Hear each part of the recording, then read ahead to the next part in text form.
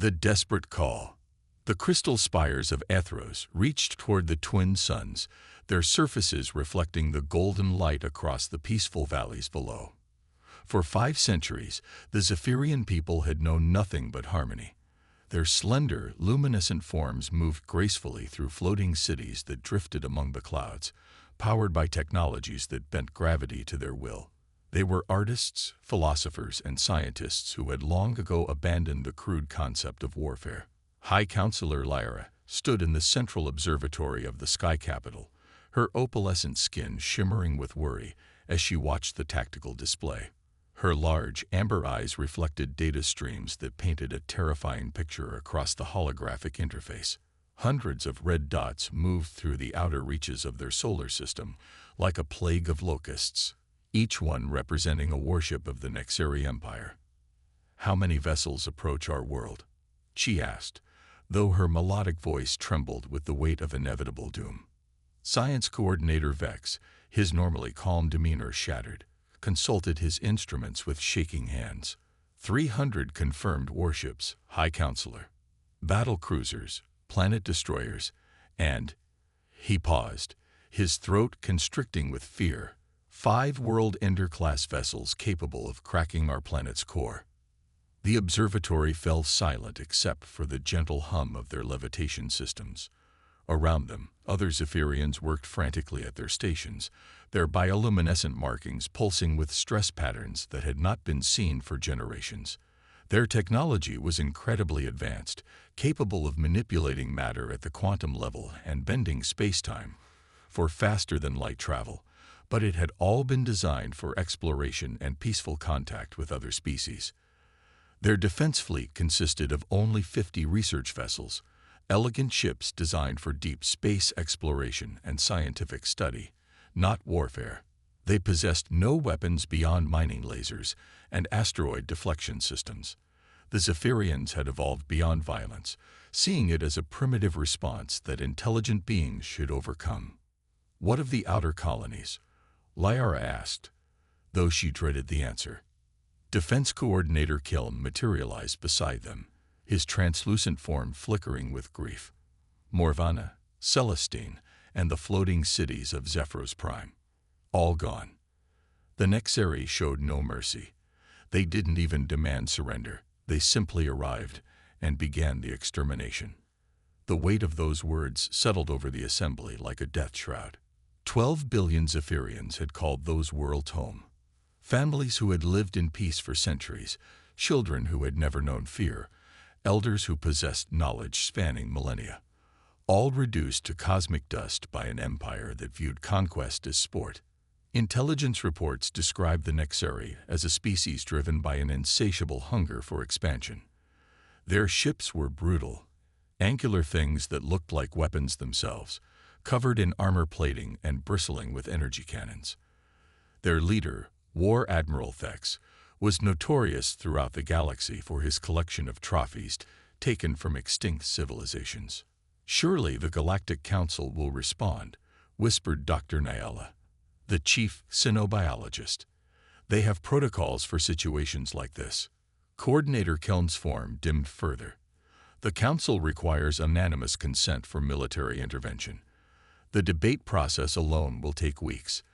By the time they reach a decision, our people will be nothing but memories." High Counselor Lyra studied the tactical display, watching the red dots of the Nexeri fleet creep steadily closer to their beautiful world. Her people looked to her for salvation, but what could one do against such overwhelming force? They had no allies close enough to help, no weapons to defend themselves, and no time to evacuate billions of citizens. There must be something, she whispered to herself, her mind racing through possibilities. Some way to call for aid. Dr. Nyala suddenly straightened at her workstation, her biomarks brightening with excitement. "The archive beacon," she exclaimed. "The emergency transmitter in the deep vaults." "That ancient relic?" Coordinator Kellen asked skeptically. "It hasn't been activated in over 600 years. It was built by our ancestors as an absolute last resort," Dr. Nyala explained rapidly.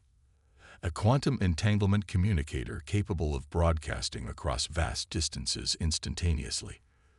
The translation protocols are primitive, but it might work. High Counselor Lyra felt a spark of hope. How far can it reach? In theory, half the galaxy. But the translation matrix is from our pre-spaceflight era. Any message would be converted using extremely outdated linguistic databases. Do it, Lyra commanded. Send our plea to every system within range. Deep beneath the floating capital, in archives that had remained untouched for centuries, ancient mechanisms slowly awakened. Dr. Nyala's team worked frantically to power systems that their ancestors had built in darker times, when the Zephyrians had first reached for the stars and feared what they might find there. "What should our message contain?" asked Dr. Nyala as the beacon's power cells slowly charged. Lyra closed her eyes, thinking of her people, of the children playing in the crystal gardens, of the artists creating beauty that would never be seen if the Nexari succeeded. "Tell them who we are. Tell them we are a peaceful people with families and dreams. Tell them that monsters approach our world with the intent to destroy everything we hold dear. And ask, beg, for anyone who can hear us to help." Dr. Nyala composed the message in their flowing script, allowing the ancient computers to translate it into mathematical concepts and basic physics that any advanced civilization should understand. She spoke of their world's beauty, their commitment to peace, their contributions to art and science across the galaxy. She described the approaching Nexari fleet, their weapons, their intentions, and the countdown to genocide. "Broadcasting to all systems within 50 light years," she announced, "including the dead zones and quarantine sectors." "The quarantine sectors?" Coordinator Keln asked with alarm. "Those regions are marked as uninhabitable for good reason." "We need every chance we can get," Lyra replied firmly, "even if it means sending our plea into the void." The beacon activated with a deep harmonic resonance that seemed to shake the very foundations of reality. Across the galaxy, the desperate call of the Zephyrian people raced through quantum foam, searching for anyone who might answer. The message reached dead worlds where no life could survive, binary star systems with radiation levels that would kill most species instantly, and small yellow stars in sectors marked as completely hostile to intelligent life. One such system contained a blue-green world orbiting a G-type star, a planet that their ancient charts labeled as Sol 3.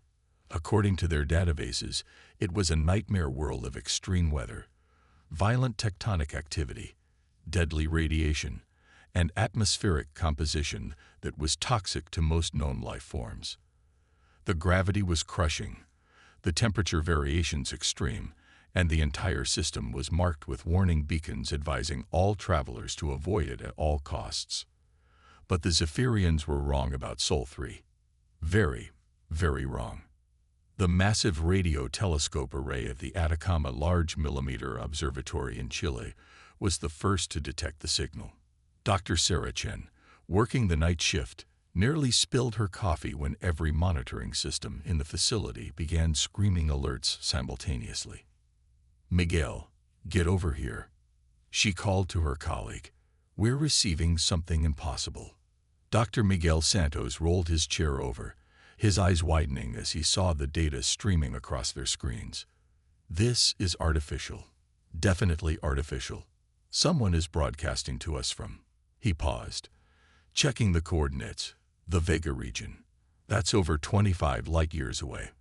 Within minutes, similar signals were being detected by radio telescopes worldwide.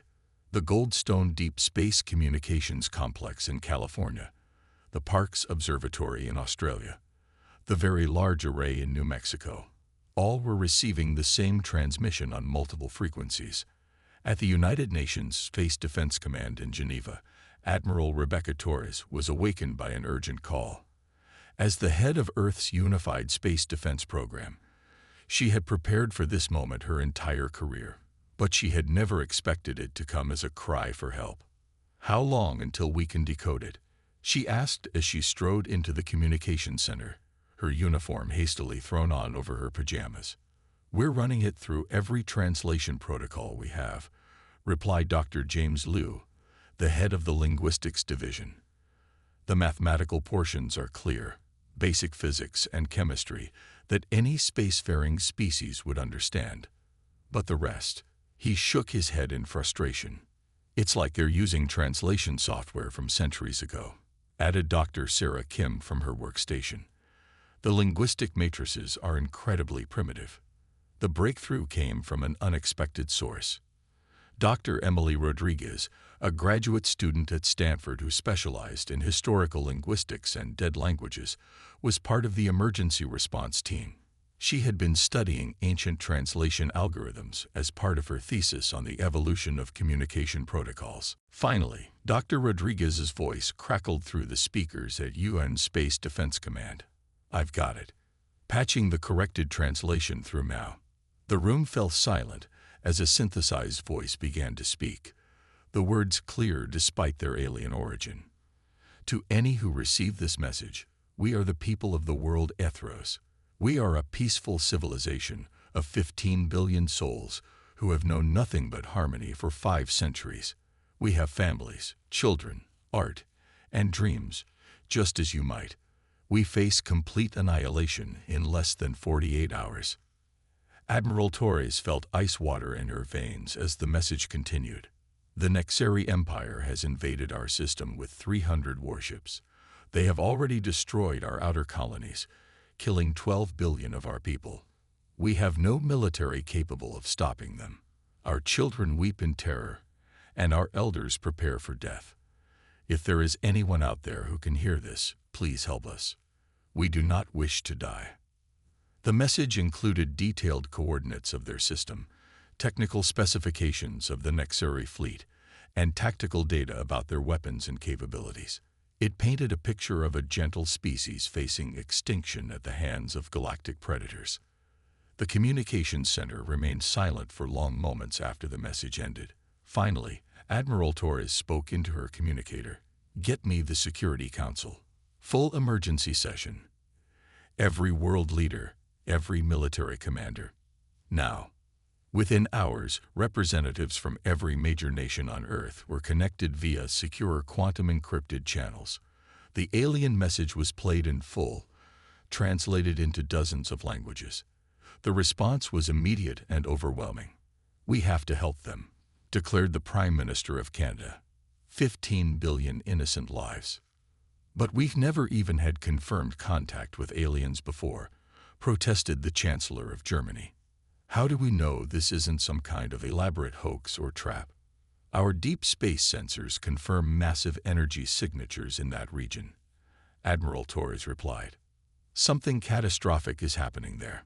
The data is consistent with a fleet engagement of the scale they describe." The British Prime Minister leaned forward in his chair. "What's our military capability at that range?" General Marcus Webb, chairman of the Joint Chiefs of Earth Defense, activated a holographic display. "We can have our entire deep space fleet operational within 12 hours. 600 ships total, destroyers, cruisers, carriers, dreadnoughts, and our new generation of stealth frigates." 600 against 300, mused the Premier of China. "But we know nothing about their technology." "We know they're genocidal murderers," stated the President of Brazil bluntly. "That's enough for me." The debate continued through the night, but the outcome was never truly in doubt. Humanity had spent the last century building a space fleet in secret, preparing for the day when they might encounter hostile alien life. They had weapons that had never been tested in combat, ships that had never left the solar system, and warriors who had trained their entire lives for a war that might never come. Now, for the first time, they would use that fleet not to defend Earth, but to defend strangers they had never met. The final vote was unanimous. Every nation on Earth agreed to commit their space forces to the rescue mission. Admiral Torres stood as the session ended. "All fleet commanders, this is Priority Alpha. Begin immediate deployment. We launch in 10 hours. Across the solar system, massive shipyards that had been hidden from public view for decades burst into activity. The Luma military complex released its battle groups. The Mars Defense Platform activated its assault squadrons. The Jupiter Fleet Command powered up its dreadnoughts. Space elevators carried personnel and supplies at maximum capacity. Crews that had trained in simulation for their entire careers finally received their first real mission. Weapon systems that existed only in theory were brought online. Hundreds of thousands of personnel prepared for humanity's first interstellar war. The Zephyrians had sent their message to what they thought was a dead world, inhabited by nothing but toxic gases and violent weather. They were about to discover that Earth was very much alive and very, very dangerous. When Deathworlders answer, the human fleet hung in the darkness between stars like a constellation of death. 600 vessels arranged in perfect battle formation, their hulls bristling with weapons that had been designed in secret laboratories and tested in the outer reaches of the solar system, where no civilian eyes could see. Admiral Rebecca Torres stood on the bridge of her flagship, the UES Indomitable, watching the final preparations through the massive holographic display. The dreadnought stretched nearly 3 kilometers from bow to stern, its quantum armor plating gleaming under the light of distant stars. Around her, the greatest military force humanity had ever assembled prepared for their first contact with alien life. Final hyperspace calculations complete, Admiral, reported Commander Sarah Mitchell from the navigation station.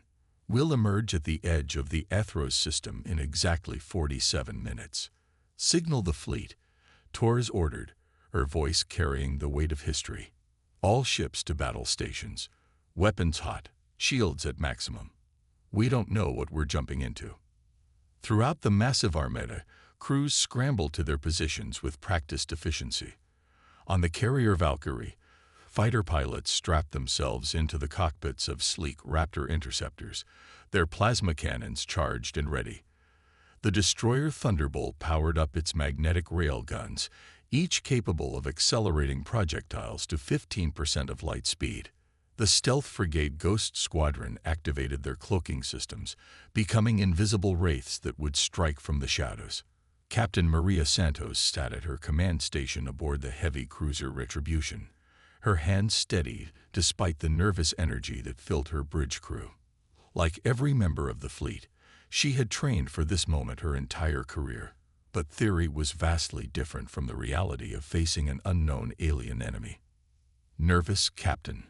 asked her first officer, Commander David Park, from the tactical station beside her. "Terrified," Maria admitted honestly.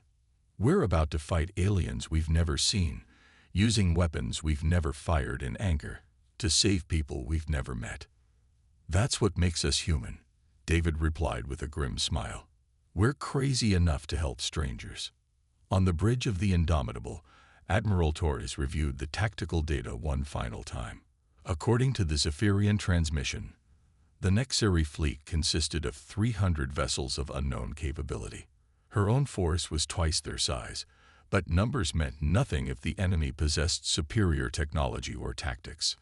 60 seconds to emergence point, announced Commander Mitchell. Torres activated the fleet-wide communication system. "All ships, this is Admiral Torres. In 1 minute, we will arrive at our destination and face humanity's first interstellar enemy. Remember why we're here, to save innocent lives, and show the galaxy that Earth will not stand by while genocide unfolds. Hit hard, hit fast, and show these Nexari bastards what happens when they threaten peaceful people." The fleet jumped, reality twisted, and folded as 600 human warships tore through the fabric of space-time itself, their quantum drives creating a tunnel through dimensions that existed between heartbeats. For a moment that lasted forever, they raced faster than light toward their destiny. Then they arrived. The Athros system spread before them in all its terrible beauty. The twin suns cast golden light across a battlefield that stretched across millions of kilometers of space. The blue-white world of Athros hung in the distance like a jewel, its 3 moons reflecting the light of burning wreckage that had once been Zephyrian ships. Between the human fleet and the peaceful planet, space was filled with the angular predatory shapes of Nexari warships. Their hulls were black as the void between stars, covered in armor plating that seemed to absorb light. Weapon ports glowed with malevolent energy, and their formation spoke of a military force confident in its superiority. On the surface of Athros, High Counselor Lyra nearly collapsed as alarms screamed throughout the Sky Capital's command center. The stress patterns in her bioluminescent markings had shifted to colors that hadn't been seen since her species' dark ages. "What's happening?" demanded Defense Coordinator Keln, his translucent form flickering with panic. "Massive hyperspace emergence at the system's edge," reported Dr. Nayala, her voice shaking. 600 new contacts. 600. "The Nexori brought reinforcements," whispered Coordinator Keln in horror. "We're finished." But as the sensor data refined and clarified, something impossible became apparent. These new ships weren't reinforcing the Nexori fleet. They were moving to intercept it. "The new vessels are taking attack formation against the Nexori," Dr. Nayala announced, her voice filled with wonder. Someone answered our call." High Counselor Lyra felt her legs give out as the implications hit her. Across half the galaxy, through the quantum foam of space-time itself, their desperate plea had reached someone willing to help. Someone with the military power to face the Nexeri Empire. "Open all communication channels," she ordered. "We must contact our rescuers." The battle began before either side could exchange pleasantries. War Admiral Thex of the Nexeri Empire was not one to hesitate when faced with an unknown threat. His fleet had conquered dozens of systems, and he had never encountered a species that could match Nexeri military might. "Unknown vessels," his transmission boomed across space in the trade language of the galaxy. "You are interfering in Nexeri conquest operations. Withdraw immediately or be destroyed." Admiral Torres' response was broadcast on all frequencies, translated by the quantum computers into every known language in the region. "This is Admiral Rebecca Torres of the United Earth Defense Force. You are commanded to cease your attack on the Zephyrian people and withdraw from this system immediately. This is your only warning." War Admiral Thex laughed, a sound like grinding metal that echoed through his flagship's bridge. His officers, standing at attention around the command days, shared his amusement. The Nexeri had never encountered a species foolish enough to challenge them directly. "Earth," he mused, consulting his tactical computers. "Never heard of it. Another primitive species that thinks numbers matter more than technology. Destroy them all." The Nexeri fleet opened fire first. 300 warships unleashed a barrage of energy beams, plasma missiles, and gravitational weapons that could tear apart asteroids. Space lit up like a newborn star as their concentrated firepower lanced toward the human formation. What happened next would be remembered throughout the galaxy for generations to come. Instead of absorbing the attack on their shields like most species would, the human fleet scattered like a school of fish. Their ships moved with impossible agility, dancing between energy beams with precision that seemed to defy physics. Stealth frigates vanished from sensors entirely, becoming invisible predators stalking through the battle space. Then the humans returned fire. The destroyer Lightning unleashed its rail gun batteries, sending tungsten projectiles streaking across space at relativistic speeds. Each shot carried the kinetic energy of a nuclear weapon, and they struck Nexeri shields with devastating accuracy. The heavy cruiser Retribution fired its Nova missiles, weapons that created miniature stars for brief moments, cooking everything within their blast radius. But it was the human fighters that truly terrified the Nexeri. Squadrons of Raptor interceptors swarmed over their formation like angry wasps, too small and fast for capital ship weapons to track effectively. Their pilots flew with a reckless aggression that no eye could match, pulling maneuvers that should have killed them from the G-forces alone. "How are they moving like that?" demanded War Admiral Thex as he watched human fighters weave between his battle line, their plasma cannons carving chunks from his ship's armor. "Their pilots must be mechanical constructs," replied his tactical officer. "No organic being could survive those acceleration patterns." They were wrong.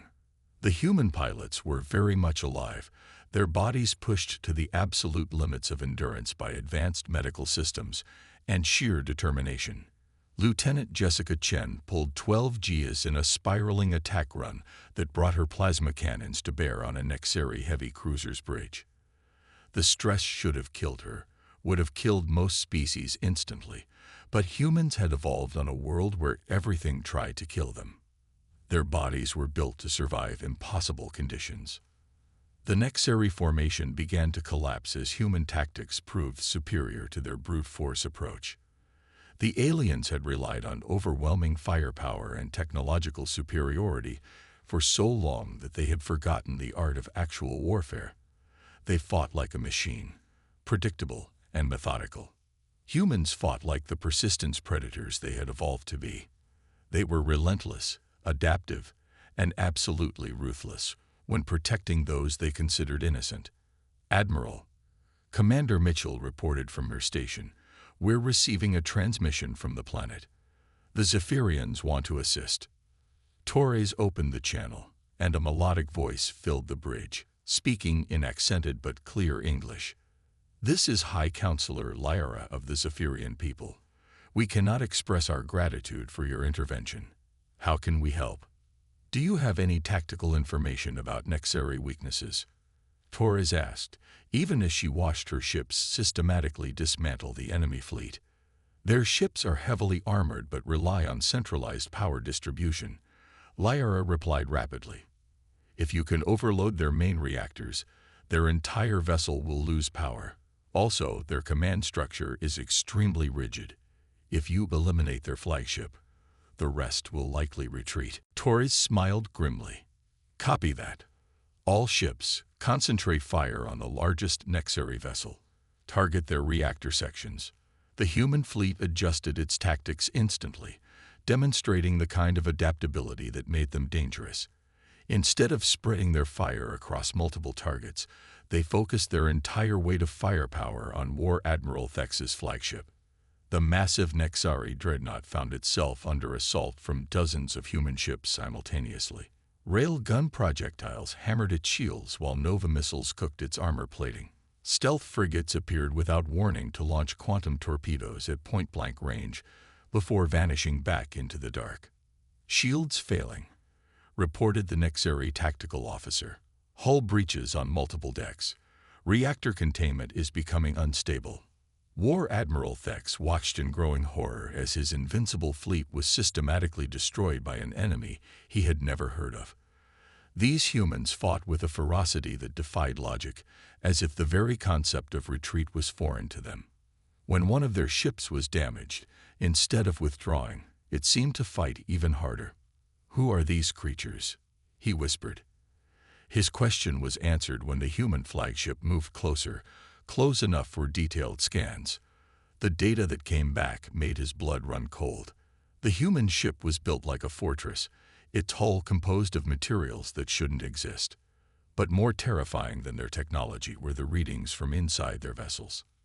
"Admiral," his science officer reported in a shaking voice, "I'm reading the internal conditions of their ships. The gravity is twice what we consider normal.